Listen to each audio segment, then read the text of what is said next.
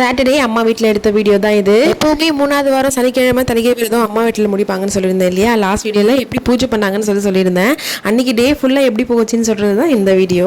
அம்மா வீட்டுக்குலாம் எப்பவுமே போனோம்னா சூப்பர் ஃபன்னாக போகும். அன்றைக்கி ஃபுல்லாக டே எப்படி போகுதுன்னு தெரியாது. காலையில் போல் வீட்டிலேருந்து கிளம்பி பூஜை பண்ணிட்டு வீட்டில் முடிச்சுட்டு போனேன்.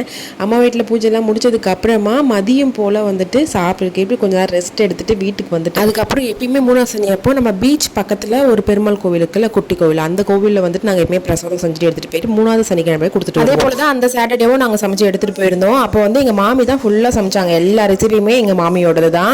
அம்மா வந்து கீழே பூஜைக்கான வேலையெல்லாம் பார்த்துட்டு இருந்தாங்க. மாமி வந்து எல்லாம் சமைச்சு வச்சுட்டாங்க. காலையிலேருந்து ஸ்டார்ட் பண்ணி எல்லாத்தையுமே சமைச்சு வச்சுட்டாங்க. நாங்கள் சும்மா எடுத்துகிட்டு போயிட்டு கோவிலில் கொடுத்துட்டு வரது தான். சக்கரை பொங்கல், லெமன் ரைஸ், கேசரி, சாம்பார் சாதம், தயிர் சாதம், இதெல்லாம் நிறைய வெரைட்டி எடுத்துகிட்டு போனோம். அதுவும் இல்லாமல் அந்த அவலில் ஒரு ஸ்வீட் மாரி பண்ணுவாங்கல்ல, ஊற வச்சு தேங்காய்லாம் போட்டு நட்ஸ்லாம் போட்டு பண்ணுவாங்கல்ல, அவல், அந்த ரெட் அவலில், அதுவும் எடுத்துகிட்டு போய் ஒரு வெரைட்டியில் 2 வெரைட்டி பிரசாதமாக செஞ்சு எடுத்துகிட்டு போகும்போது அந்தளவுக்கு ஒரு வயிறு ஃபில்லிங்காக இருக்காது.